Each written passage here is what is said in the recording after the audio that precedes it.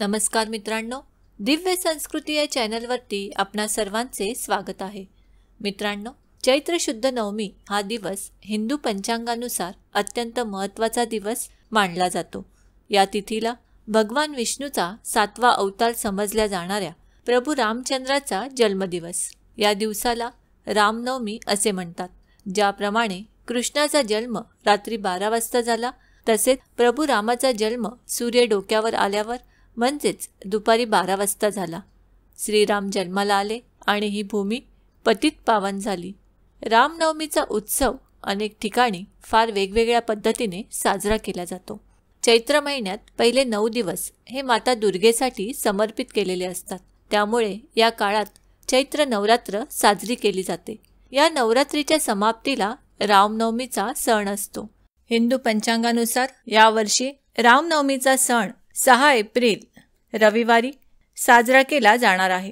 रामनवमीचा शुभ मुहूर्त सकाळी 11:08 ते दुपारी 1:39 राहील। पूजेचा संपूर्ण एकूण कालावधी सुमारे 2 तास 31 मिनिटे असेल।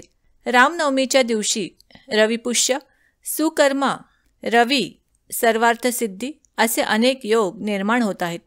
रामनवमीला सकाळी 6:55 सुकर्मा योग निर्माण होईल आणि सर्वार्थसिद्धी योग सकाळी 6:18 सुरू होईल आणि तो संपूर्ण दिवस राहील। राजा दशरथ आणि कौसल्या यांच्या पोटी रामाचा अयोध्येमध्ये जन्म झाला। रामनवमीच्या निमित्ताने त्यांची पूजा केल्यास सारी अमंगल, विनाशी वृत्ती, विचार यांचा नाश होऊन आपण सकारात्मकतेकडे वाटचाल करतो। म्हणूनच आज या व्हिडिओमध्ये आपण जाणून घेणार आहोत, रामनवमी का साजरी करतात, रामनवमी कशी साजरी करावी, रामनवमीचे महत्त्व आणि पूजाविधी। रामनवमीच्या दिवशी जे लोक श्रीरामाची भक्तिभावाने मनोभावे पूजा करतात, व्रत करतात, त्यांच्या आयुष्यातील सर्व पापे नष्ट होतात असे म्हटले जाते। रामनवमी दिवशी प्रभू श्रीरामाचे भक्त त्यांची आराधना करण्यासाठी एक दिवस उपवास करतात।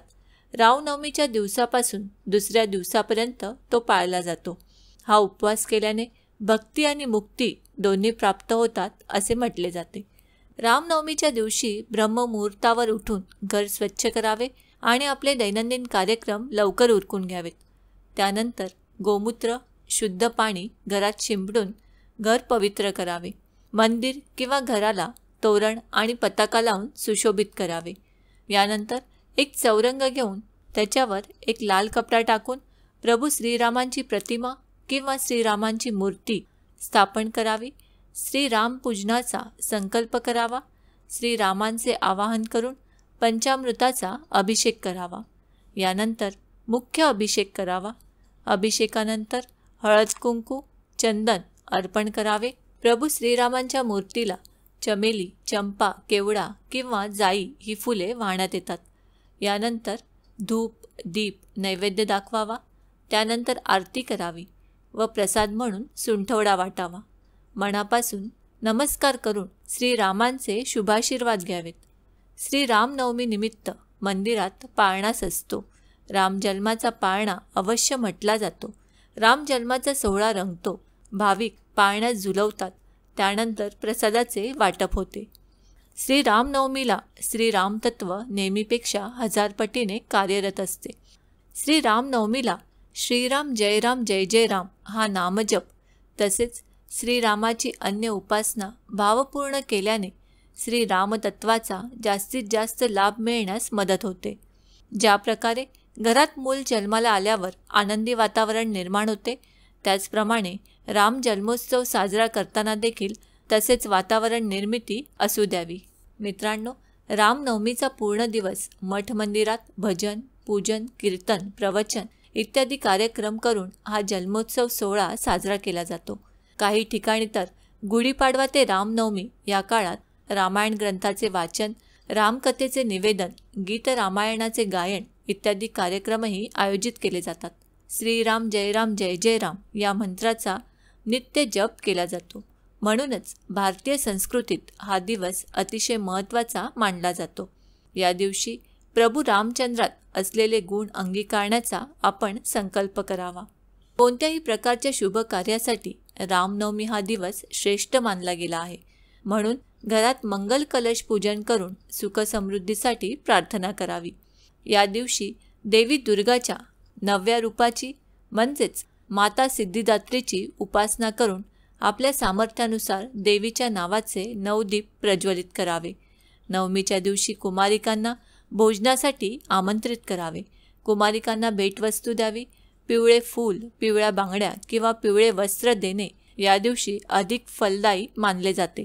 श्री रामनवमीला रामरक्षा स्तोत्र, राममंत्र, हनुमान चालिसा, बजरंग बाण, सुंदरकांड इत्यादी पाठ केल्याने पुण्य लाभते आणि धनसंपत्तीमध्ये वाढ होते.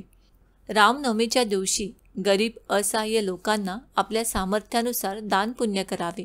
विशेष म्हणजे गोड पदार्थांचे वाटप करावे. दानशूर व दानधर्म करणाऱ्या व्यक्ती या दिवशी गरीब व गरजू लोकांना दान देतात, तसेच मंदिरास निधी देतात. हिंदू धर्मात दानधर्माला खूप महत्त्व दिले गेले आहे. असे म्हणतात की या दिवशी दान करणाऱ्या व्यक्तीस कधीच कुठल्या गोष्टीची कमतरता भासत नाही. ते धनधान्याने समृद्ध होतात. त्यामुळे या दिवशी थोडेफार दान नक्कीच केले पाहिजे. मर्यादा पुरुषोत्तम श्रीराम प्रभू आपल्या भारतीय संस्कृतीचे आधारस्तंभ असून भारतीयांच्या हृदयात कायम विराजमान आहेत. भगवान श्रीरामांच्या येण्याने आणि त्यांच्या जगण्याने संपूर्ण राष्ट्राला जगण्याचा मार्ग दाखविलेला आहे. मर्यादा पुरुषोत्तम श्रीराम यांच्या आचरणातून प्रत्येकाला एक उत्तम उदाहरण मिळालेले आहे. संसारात राहून सामाजिक, कौटुंबिक, नैतिक आणि राजकीय मर्यादा पाळत पुरुष सदाचरणी राहू शकतो, याचे रामचंद्र प्रभू एक जिवंत उदाहरण आहे. मित्रांनो, श्रीराम हे आदर्श पुरुष होते. त्यांना मर्यादा पुरुषोत्तम असेही म्हणतात. एकनिष्ठ, एकवचनी, एकपत्नी हे रामाचे गुण सर्वश्रुत आहेत. त्याचबरोबर राम मातृ पितृभक्त होते. बंधुप्रेम, सत्यवचनी, प्रजाप्रेम हे अतिशय श्रेष्ठ गुणही त्यांच्या अंगी होते. त्यांच्या राज्यात प्रजा अतिशय सुखी आणि समाधानी होती. म्हणूनच आदर्श राज्याला रामराज्य असेही म्हटले जाते. श्रीरामाच्या श्रेष्ठ गुणांमुळे आणि कार्यामुळेच आपण सारे उत्साहाने, भक्तिभावाने रामनवमीचा उत्सव साजरा करतो. मनुष्याने केवळ राम बनण्याचे ध्येय आणि आदर्श समोर ठेवावा. त्यासाठी महर्षी वाल्मिकी यांनी रामचरित्र लिहिले. सद्गुणांचा सर्वोच्च बिंदू म्हणजे राम. हे सर्व गुण स्वतः अंगीकारून प्रत्येकाने राम बनण्याची महत्त्वाकांक्षा मनात ठेवावी. रामाची पालखी खांद्यावर घेऊन सर्वजण धन्य होतात, कारण राम देवसंस्कृतीचे संरक्षक होते. मित्रांनो, श्रीराम ही सर्व आबालवृद्धांची लाडकी देवता असल्यामुळे सर्व लहान थोर मंडळी या उत्सवात सहभागी होतात. श्रीरामकथा ही जशी पावन, तसेच प्रभू श्रीरामांचे नाव हे सुद्धा पापनाशक, संकट निवारक, भक्तरक्षक असे आहे.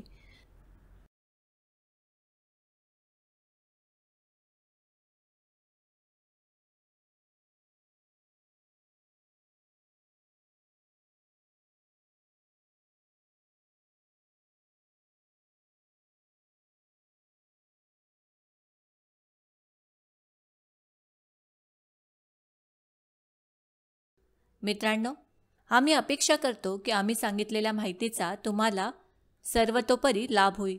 माहिती आवडली असल्यास ही माहिती तुम्ही मित्रपरिवाराबरोबर शेअर करा. आणि अजूनही जर तुम्ही दिव्य संस्कृती या चॅनलला सबस्क्राईब केलं नसेल तर आमचे नवनवीन व्हिडिओ पाहण्यासाठी चॅनलला आजच सबस्क्राईब करा. धन्यवाद.